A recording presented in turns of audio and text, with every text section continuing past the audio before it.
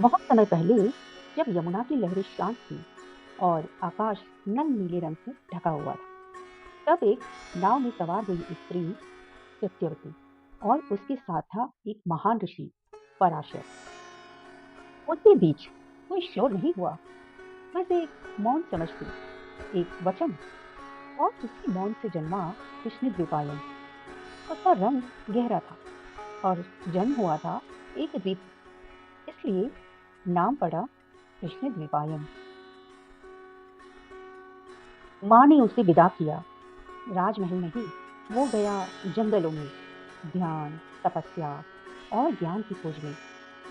वहां वहां उसने वेदों को 4 भागों में संकलित किया: ऋग्वेद, यजुर्वेद, सामवेद और अथर्ववेद।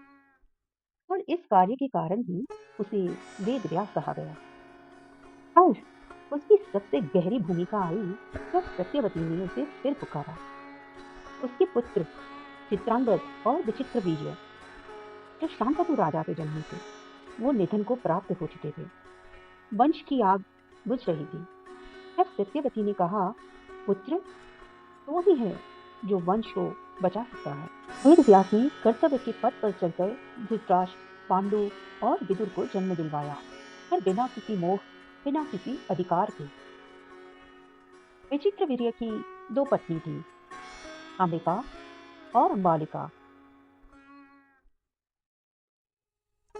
अंबिका ने जन्म दिया धृतराष्ट्र को और अंबालिका ने पांडु को। उस महल में एक नौकरानी थी जिसका नाम था परिश्रमी। उसने जन्म दिया विदुर को।